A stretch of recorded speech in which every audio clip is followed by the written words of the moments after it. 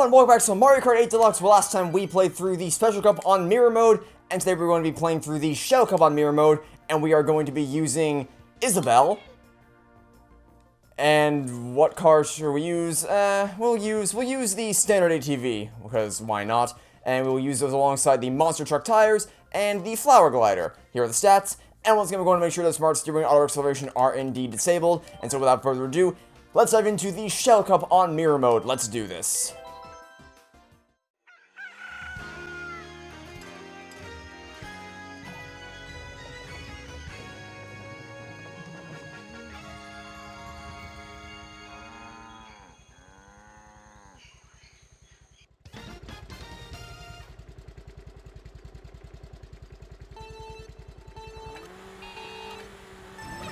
So, today's topic isn't something that I planned on or really wanted to talk about, but it shell-shocked me so much that I kind of feel like I have to at this point. So, as of the day that I'm recording this, Sonic Colors Ultimate has only recently released. I mean, well, as I'm recording it, it's not actually out for the public yet, by which I mean, if you pre-ordered the Early Access Digital Deluxe Edition, like I did, because I wanted to play early to be able to pre-record a bunch of videos for it so I could get them all out on time. I wouldn't have to worry about recording them the night before release or anything like that. So that's why I pre-ordered that. I figured it was worth the cost to be able to make sure I would be able to get all the videos out on time. So, but it's not out for everyone yet. Like, if you just pre-ordered the standard edition, or if you haven't pre-ordered at all, you're just waiting for it to properly release on the 7th of September, which was yesterday, as you know, as this video is coming out, then you will you will not have experience. So basically, to get to the point, it's not even out for everyone to play yet. It's only out for people who bought the Digital Deluxe Edition. And I wasn't privy to any of this. Basically, what I just recorded the first couple episodes of my LP of Sonic Colors Ultimate, and I had an absolute blast playing through it. And then, while I was writing the script for an upcoming analysis video, I just glanced over at Twitter, and I saw that I saw two terms trending. I saw the term Switch trending, and I saw the term Sonic trending. So the obvious connection to make there is so something about the Switch version of the Sonic Colors Ultimate game that just came out. I honestly didn't expect it to gain that much traction immediately, since it hadn't already come out. It hadn't come out until it hadn't properly released to everyone yet. It was still out only for people who pre-ordered the Digital Deluxe Edition, like I said. But then I actually started looking at it, and I'm not gonna get into it right now because we're about at the end of the first race. Oh, that was not ideal, but looks like we should still be able to win, and we got it. Nice. Yeah. So, if you are even remotely versed, like if you have any awareness of the Sonic community, if you've been on the internet at all over the weekend, you probably already know where I'm going with this and what I'm going to talk about. But if you don't, then buckle in, cause oh boy, we have some stuff to discuss.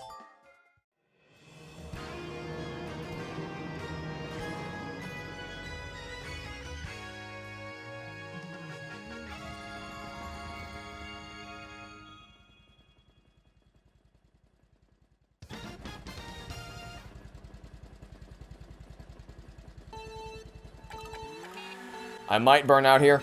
Oh no, I didn't. I wasn't sure if I nailed the timing on that. I kind of fumbled a little bit on the timing there, but I guess I actually nailed it perfectly. I think I just got discombobulated because I pressed the rear view button. Anyway, so the what I was gonna say, Sonic Colors Ultimate. So here's the thing.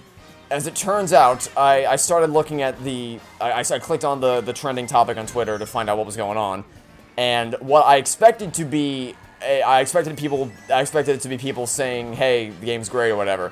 I don't know why I assumed that, because anytime anything ever trends on Twitter, it's never a good thing. So, especially in regards to Sonic and Sega. So, turns out the reason why it was trending is because apparently the game is riddled with a bunch of bugs across all platforms, and because the internet is the way the internet is, it was over-sensationalized to make it out to be much, much worse than it was. Because to be completely honest, I have been playing through it, and I've been recording my videos on it, and I have not experienced anything game-breaking in the slightest. Not even minor stuff. The game has been running absolutely flawlessly so far. Visually, it holds up. Audio-wise, some of the music choices, I mean, it's hard to live up to the original OST, but even still, it's still passable.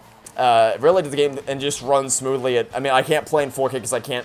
If I record videos for YouTube, I can't like, I do have a 4K TV and I have the Series X and all that, but I can't play and record in 4K at the same time because I don't have a 4K capture card, and the resolution of my TV is limited to the resolution output of the capture card whenever I'm recording, so I can't play in 4K, but I can play in 1080p 60 FPS, and man, oh man, it is quite the overhaul compared to playing on the 720. I think it ran at 720p 30 on the Wii. I'm not entirely sure though, but I'm pretty sure that was the resolution. And it was definitely the frame rate. So it's a breath of fresh air. And even as someone who really didn't play Sonic Colors all that much, it's very noticeable that they gave the game a major facelift and an audio lift as well. It's very smooth to play, and I have not experienced anything game breaking or even minor glitches in the slightest.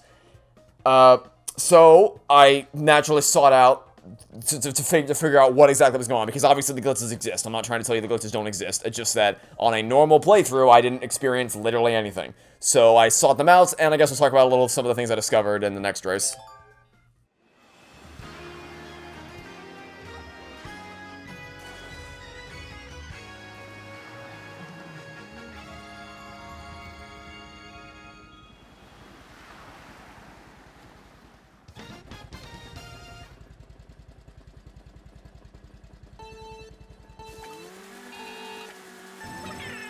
I thought I might have been too early on that one as well. Anyway, so I looked up a video basically breaking down every single glitch that has been cataloged up until this point for Sonic Colors Ultimate.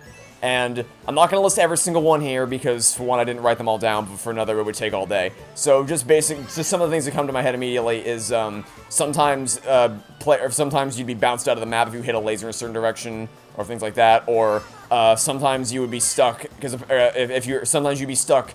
Like, Tails would pick you up as if you were in 3D, except you're in a 2D section. You know, small stuff like that. It basically just a catalog of very, very small things that obviously will be impactful if they happen, but are very minor compared to some of the glitches you'd find in some other games. Like, I think the Batman Arkham PC port was kind of butchered, like stuff like that. You know what I mean? You can immediately think of some games that are very glitchy that might come to mind in terms of things that are more game breaking, but that was not one of the ones that, it's a collection of, I guess you could say it's like Death by a Thousand Cuts in terms of, like, it's a lot of really, really minor, insignificant things that stack up. But even then, it depends on the rate at which they occur, and I think the reason why it's made out to be such a big deal is because it's like a lot of people each finding one or two things that they individually find. Because I refuse to believe that any one player experienced every single one of these, or even a majority of them, on a single playthrough.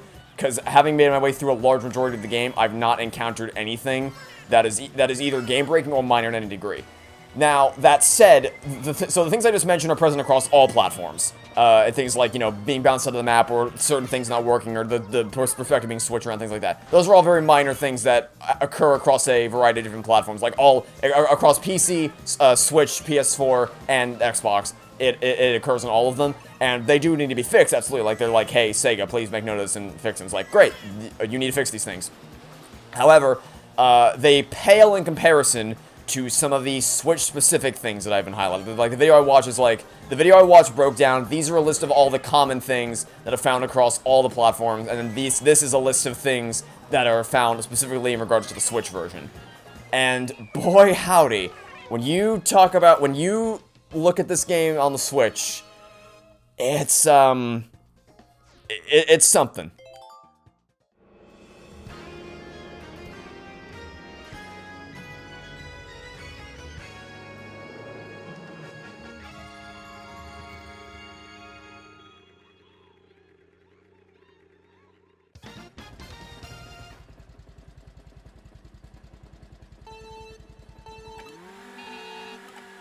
So, some of the stuff that is cataloged in terms of glitches in the Switch is honestly so ridiculous, you kind of have to see it to believe it.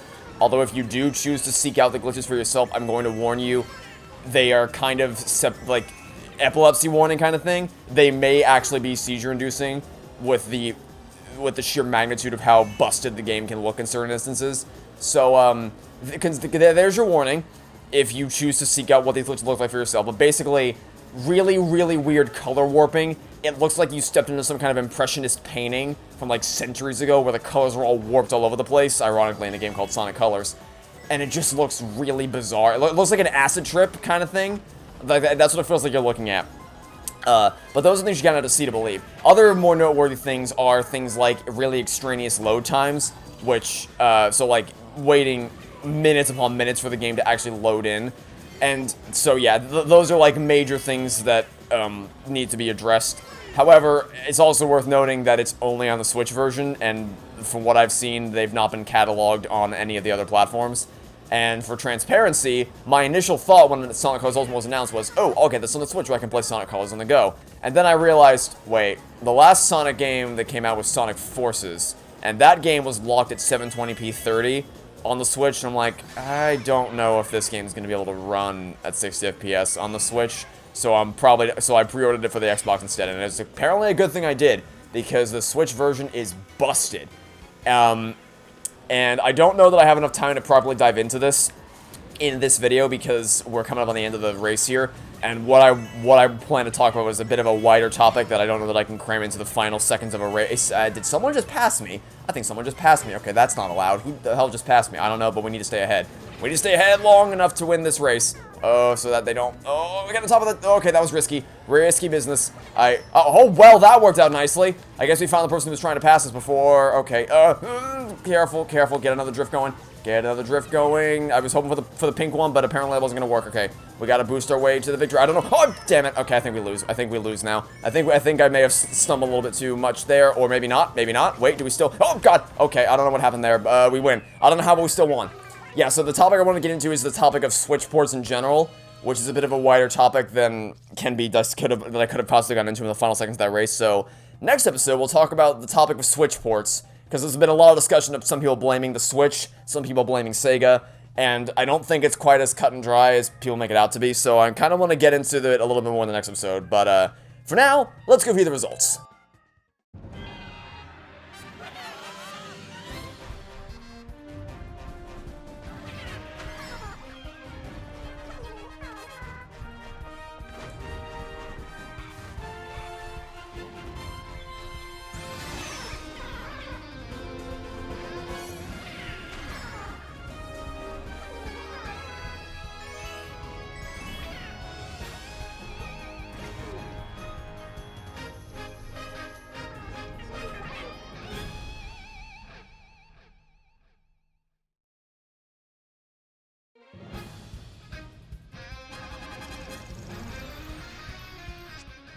You collected 1,600 coins, and so a new vehicle customization option has been unlocked, and we'll check that out next time.